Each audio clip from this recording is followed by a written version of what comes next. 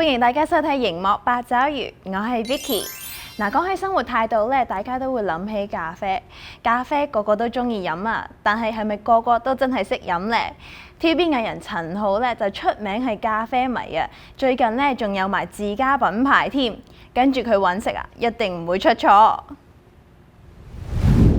全新 TVB 綜藝蠔油咖啡揾嚟愛啡之人陳浩同袁偉豪一齊走訪港九新界嘅大街小巷，探索各具特色嘅咖啡店，一路品嘗咖啡師們嘅手藝。節目仲邀請多位星級啡友，包括李佳芯、黃翠如、胡定欣等藝人，同大家講下咖啡經。留意新時代電視一台蠔油咖啡嘆靚啡。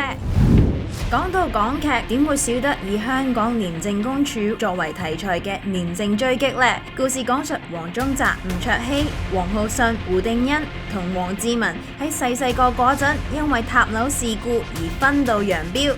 25年後，5人執行任務期間重遇，可惜已經物是人非。而吳卓羲今次同胡定欣都有感情線，唔知呢5人組合最後嘅結果又會係點呢？新時代電視2台為正不破。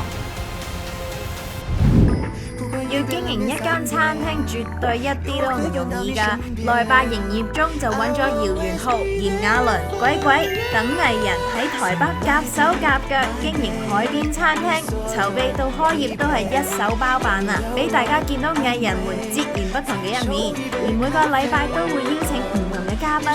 中意食嘢嘅你，或者可以揾到知音人添。留意城市電視內八營業中，恭候入席。Kamloops Film Festival 今年踏入第27年，有超過20部精彩電影，包括由新時代電視及城市電視特別呈獻穿越時空科幻片《奇異女俠挽救宇宙》，描寫搖滾之王 Elvis Presley 傳奇一生嘅貓王，以及由 Steven Spielberg 執導取材於自身經歷嘅法貝曼造夢大師。見到呢啲大型盛事，就知道新時代電視準備送禮物俾大家啦！只要你到 fairchildtv.com 寫低其中一部今屆有份參與嘅電影名稱，就有機會得到呢份極具紀念價值嘅限量禮包。電視機前嘅你千祈唔好錯過啦！Canada's Ultimate Challenge 呢個真人 show 咧，將成個加拿大都變成佢嘅障礙場地。睇下呢8集裏邊每一個參賽者係點樣挑戰極限，脫穎而出。而我哋好開心咧，亦都邀請到其中一個參賽者 Kenny 同我哋講下佢故中嘅心路歷程。事不宜遲，即刻同佢傾下偈先。Hello， 我係 Kenny， 我就係 CBC 個 Canada's Ultimate Challenge 代表 Team Black。So I never thought it was a dream of mine to be a professional athlete. And the story kind of goes that I started in grade 10 with my PE class when we had fitness testing. 6 laps was one of the events that we had to do to see our skill. And I did decently well against the class. So I thought to myself, why stop there? I'll join the track team. And I did. But I came last in every single race. So in the 11th grade, I started to branch out a little more, and my coach told me that I should try race walking. That year, I was representing Team Canada from my successes, and I also made it onto the UBC varsity track and field team, which I also competed in the States in the NAIA, as well as representing Team Canada multiple times. So something my coach has always pointed out before competitions was I didn't know how to calm down. I couldn't clear my mind, and that was really true, but I didn't know the root cause. Until I was recently diagnosed with ADHD, which was about a year and a half ago, I realized that that was just how my brain's natural state was, and I needed to see how to cope with it better. So with the help of sports psychologists, ADHD counselors, I found ways that I can cope with it in the realm of preparing for sport.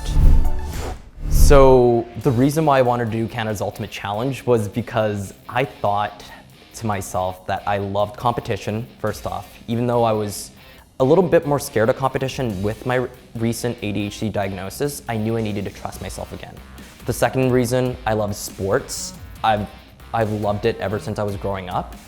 And Lastly, I just wanted to be on TV. I want my name and my story to be heard. I really see that this show is a good ground for explaining that in the realm of something that I love. Yeah, so introducing my team, we have our coach Luke Wilson, NFL superstar, Super Bowl champion, and now a pro cyclist hoping to represent Canada in Paris 2024. He has always had this mentality that, building a team culture is the most important thing, and he drove that in our heads right away. From that, we have Devin. She's kind of like the one that likes to ground the entire team and, helps us think when we can't think. Next up, we have Alana, and she's from Winnipeg and is a firefighter and a great mom. And I know that her strength comes from the energy that she has. When it's time to fight, she will fight for everything. Lastly, we have Bradley. He's a business owner, but he also does a lot of crazy things, and I mean that in the good way. He's swam the English Channel, he's ran across the Sahara Desert. He's anything that's crazy, he definitely has done, and he brings that experience over to Canada's Ultimate Challenge because he was able to understand these challenges much quicker than any other castmate could. We have a really good chance of winning because we have a good team, and that's what my coach always told us. Once you have a team culture, you guys are set. So from that point on, I had a really fight at all cost mentality. I know that this definitely fulfills my dreams because it hits all the things I'm passionate about: sports, spreading my story. And I think that both of these I want to expand more on through more opportunities like this. So I want to spread my story, what it means to have ADHD, especially in a Chinese population where it's a bit more taboo to talk about it. And I want to let people know that, it's okay to talk about your mental health. It's okay to talk about your struggles because that's what makes people strong. 今年嘅2月份係黑人歷史月，大家可以記得過去傷痛嘅教訓嘅同時，亦為不公平對待作出改變。新興畫家 Crystal Noir 嘗試用自身經歷語重心長咁想同大家探討嚴肅嘅問題。Now I'm not just painting for me, I'm painting to really tell a story and a message. So this body of work is called Guilty as Skin. It's really about the war that's being waged on minority bodies. During COVID, it was just story after story after story after story in the media of Black people being killed by the police. And ironically, it's still this same story. I did this body of work last year, and a lot of these paintings are, they're inspired by specific people and their specific stories. So Sandra Bland, Breonna Taylor, we don't really hear a lot about anymore. These things are happening so frequently that these names are just becoming hashtags because they're replaced by the next situation and they're replaced by the next situation. And we don't take the time to really mourn and honor these people that have lost their lives for nothing more than the color of their skin, right? They were guilty as skin. There was a lady that was in here and she spent a long time in here. She was really, really engaging. When she was leaving, she came up to me and she just told me how moved she was filming it, and she told me how moved she was by it, and that she's from Ukraine and she felt that it really touched her personally because of what's going on with the war right now. And I was just like, whoa, I didn't even think of that aspect when I was creating it. And it was incredible to me to think, that's just really like the power of art, right? That speaks to the power of art, and our stories, no matter how different they are, they're still somehow universal, right? There's still this thread of connection, that this experience that I'm writing about, someone else from a completely different community, completely different culture, completely different life experience is still yet having the same experience and the same interaction with the work. So I was really moved by that. 除咗要為不公義發聲，而喺呢個咁重要嘅黑人歷史月，都要好好感激前人嘅努力，因為冇佢哋就唔會有平權嘅一日。有興趣嘅你記得喺26號之前去睇下啦。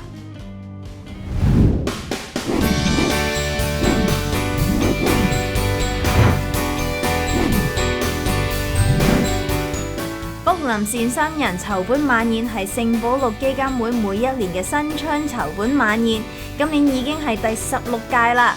等咗3年，終於返嚟實體同大家見面。而今年所籌得嘅善款呢，都會直接用喺 Jim Pattison Medical Centre 嘅臨床支援同研究中心。目前已經累積籌得超過870萬元，好犀利啊！當晚仲有無聲拍賣環節，引嚟連場轟動。為咗感謝大家嘅慷慨解囊，各位善長同嘉賓都可以一嘗由中華食肆大獎精心策劃嘅美食新體驗，並由2022年度溫哥華20之最美食大賞5位獲獎名廚同新世代廚師攜手合作炮製美食。冇參加今次嘅籌款晚宴都唔使太傷心嘅，因為我哋可以用行動支持籌款活動㗎嘛。與此同時，期待下一次晚宴，一定會有更加多嘅驚喜俾大家。另一方面，加拿大最大社會服務機構之一嘅中僑基金會每年都會搞好多唔同嘅慈善活動，而2023年中僑星輝夜將會喺4月8日舉行，佢哋就喺日前舉行咗記者會，屆時大家將會睇到集合慈善、娛樂、文藝演出同美食嘅精彩之夜。而今年嘅籌款目標係50萬，所籌得嘅善款都會用喺中僑青年、婦女、難民、家庭同心理精神健康等服務，希望大家踴躍捐贈啦。雖然幫助他人等於幫助自己呢一番說話係有少少老土嘅，但係又唔係真係冇道理喎。如果大家都可以對呢個社會多一份關懷，令呢個社會更加有愛呢，其實自己最後都會開心埋一份㗎。Rick， 唔知你又認唔認同呢？即刻將時間交俾你啦。冇錯 ，Vicky， 多一份關懷令世界多一分愛。相信咁多位電視機前嘅情侶都度過咗一個充滿愛嘅情人節啦。嗱，情人節活動咧就見得多啦，反情人節市集你哋又見過未呢？想知道到底有啲乜嘢玩？千祈唔好行開啊！轉頭返嚟，我哋繼續熒幕八爪魚。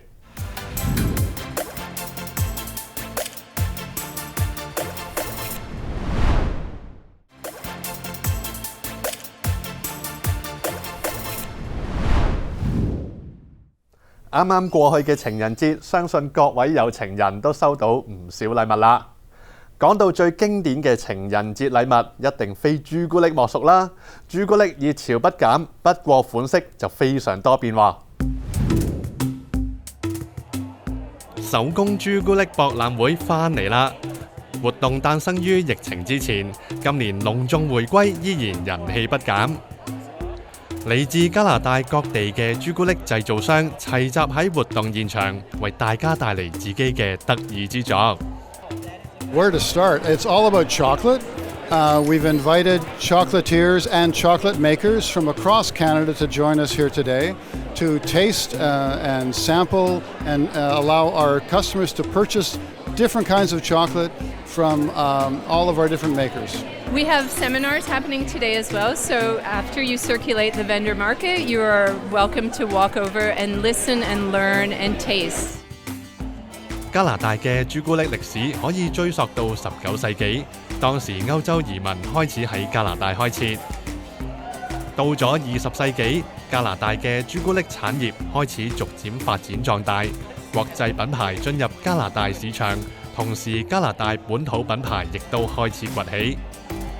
時至今日，嚟自加拿大各地嘅朱古力製造商都會因應本土口味以及市場需求製造朱古力。有人加入加拿大特色嘅風味元素，有人就將多倫多別稱 Turtle Island 融入朱古力設計。難得可以再次舉辦活動，主辦方當然落足心機準備啦。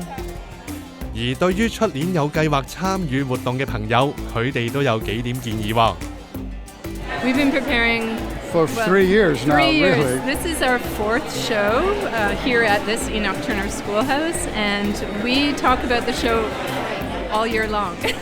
So we'll start planning next year's show next week because we learn from what's going on this week, and we try to make improvements for the next one. Bring a water bottle to have between your tastings because there's lots of chocolate here today. Pace yourself. There's a lot of chocolate and a lot of sampling to do. don't try to do it all in the first 15 minutes. Take your time and wander around and visit all the different vendors because there's such a variety here. We've got chocolate makers from as far away as Victoria or Vancouver, British Columbia, and some as far away as New Brunswick coming in here, and all places in between. So there's so much variety, so many flavors to experience. It's going to be a great way to learn more and experience more about chocolate.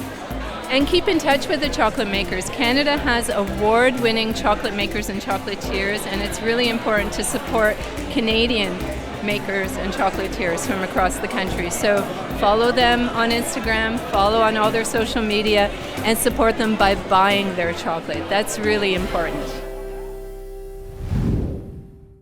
凍冰冰嘅冬天，一樣可以有甜蜜蜜、熱辣辣嘅 party。旺市最近就舉辦咗一場冬日狂歡節，為大家送上冬日嘅一把火啊！自2009年起，旺市就開始舉辦每年一度嘅冬季節日活動 Winterfest 冬季狂歡節。呢個為期1日嘅活動，每年都吸引咗成千上萬嘅當地居民同遊客嚟到參加。Winterfest 活動提供咗唔同種類嘅娛樂活動，包括各式各樣嘅遊戲、音樂表演同埋美食攤位。除此之外，呢度仲有各種冬季節日活動，例如冬季市集、冰雕以及雪上馬拉車等等。旺市政府希望透過活動令大家感受到冬季嘅美好，同時增進社區嘅凝聚力以及互動關係。So as you can see, we're just getting things started with this year's Winterfest. It's traditionally an annual event that brings the community together. Because the weather is so good today and the activities are going to be so much fun, we expect that thousands and thousands of Vaughan families will be here. It is so nice. Again, first of all, the weather is really great this morning. People are already having fun with the music you hear in the background. There's going to be food, there's going to be rides. It's really going to be a great day for our community to come together and to celebrate. 今年嘅旺市冬季狂歡節分為2大區域，首先就係呢個主舞台啦。喺活動嘅唔同時段，呢度都有各式表演上演。第二個區域就係遊樂區啦，各種機動遊戲、攤位遊戲一應俱全。小朋友仲可以近距離接觸消防車，戴翻頂消防帽扮下救火英雄，或者坐上迷你火車同爸爸媽媽嚟一場2分鐘嘅旅行，無論邊樣活動都一樣咁好玩啊！咁多年嚟 ，Winterfest 活動不斷發展同壯大，越嚟越多當地企業以及社區組織加入其中，為活動提供支持。到咗今日 ，Winterfest 已經成為咗旺市最受歡迎同矚目嘅活動之一。出年有時間，大家不妨一齊嚟體驗下啦！情人節大街小巷都有人出雙入對，難怪會引起人葡萄啦。有單身人士就組織咗一場反情人節嘅市集，向愛侶宣戰啊！情人節唔單止有情人，單身人士都需要俾人關注，有人重視。多倫多反情人節市集今年係第2次舉辦，有超過40個商戶參與。This event that we're doing today is called the Anti-Valentine event or Stupid Cupid. Usually you have a lot of markets out there that do just solely Valentine, so they put flowers and stuff. What we're trying to do is like the opposite. We have some vendors out here that have like certain things that they sell that are like, heartbreak. Stuff for people that aren't into so much the Valentine's Day spirit, right? They want something that's different. 其實反情人節活動並唔係起源於多倫多，而係一個全球化嘅網絡活動。網民將2月15號到2月21號定為反情人節禮拜，每一日都有唔同主題㗎。就好似今日2月19號認錯日 Confession Day， 喺呢一日你要向伴侶坦白一切犯過嘅小錯、大錯，乖乖求原諒。想將對方嘅怒火減到最低，最好嘅方法就係帶住禮物迎帝位啦。鑽石恒久遠，買唔起，水晶一樣可以永流傳。甜品同首飾都係氹女士嘅必殺技，買返個甜品造型嘅首飾就一定唔會錯啦。每年反情人節禮拜嘅最後一日，亦即係後日2月21號就係噩夢分手日。分手嘅最佳療傷方法係乜嘢？當然就係識返個新朋友啦。Follow 主辦方嘅社交媒體，報名參加下一次活動，喺反情人節市集識下同行，識下客戶，話唔定咁就遇到一個啱嘅人啊！魔法、巫師呢啲淨係存在喺小說嘅元素，其實現實中可能真係存在㗎。多倫多女巫之夜博覽會就聚集咗一班 fans 一齊揭開魔法世界啊！女巫之夜博覽會 Witches Night Expo 為城中嘅魔法愛好者帶嚟各種同巫術、魔法相關嘅產品以及體驗。研究魔法雖然係比較另類嘅興趣，不過主辦人 Victoria 就認為同我哋嘅日常生活其實息息相關㗎。So it is an alternative-based event as well as a health and wellness. So it is mixed for people on more of the Wiccan, witchy side of things. So our entertainment, we have the Sowen Sisters, who is a string quartet. We have contortionists. We have Lollipop Lyra, which is someone on a hoop on the ceiling. We have all kinds of entertainment around that niche. We try our best to entertain our customers with as much as we can because they really do enjoy seeing these kinds of things, right? We also have a group tarot card reading, group hypnosis. So it's a little mixture of alternative and health and wellness fun, more like a Wiccan event. 魔法嘅目的係為咗大家可以獲得更好嘅身體平衡。所以喺呢度，除咗有咒語之類嘅神秘魔法，同時亦都有更加貼地嘅日常魔法喎。All kinds. There's spell journals, crystals. You can get a tarot card reading. There's massage, on-site massages. There's skincare, all that kind of stuff like that, right? Anything around health or wellness, you'll find here. Even if it's a gym membership, anything around that niche, you'll find. 不過，既然嚟到女巫之夜博覽會，我哋當然要為大家揭秘幾種女巫常用嘅道具啦。第一樣當然就係水晶啦。水晶魔法可以話係各位巫師嘅必修科。柏拉圖曾經喺關於亞特蘭大嘅描述中提到類似水晶魔法嘅概念。根據佢嘅講法，亞特蘭大人會使用水晶嚟讀取以及傳遞思想。喺唔同嘅文化都有流傳，各種各樣水晶都有唔同嘅能量，而且有啲礦石可以阻擋詛咒或者負能量，所以就算喺今日，水晶都係各位女巫製造護身符嘅必要材料。第二樣常見嘅魔法道具就係蠟燭啦。有睇開電影嘅朋友就知道，蠟燭被應用喺世界各地唔同嘅魔法儀式當中。相傳蠟燭可以連結火、風、土、水4大元素，為人帶嚟宇宙能量。再加埋入邊嘅植物精油，就更加可以為大家淨化身心啦。主辦人預計出年活動會再度回歸，各位魔法愛好者一定唔可以錯過啊！無論你信定係唔信，相信今次活動都會令你大開眼界啦。Vicky， 對於魔法你又點睇呢？如果呢個世界有魔法可以幫助到受天災影響嘅人就好啦。最近土耳其南部同敘利亞接壤地區發生8年最強大地震，死傷人數不斷增加。新時代傳媒集團非常關注事件，而我哋都應該伸出援手為救援出一分力。由而家起至到22號，每捐出1蚊，加拿大紅十字會就會多捐出1蚊，災民將會受到雙倍嘅援助，仲可以當作退稅之用。只要去到以下網址捐款就得㗎啦。好啦，今集時間又差唔多啦，下個星期同樣時間，熒幕八爪魚再見啦，拜拜。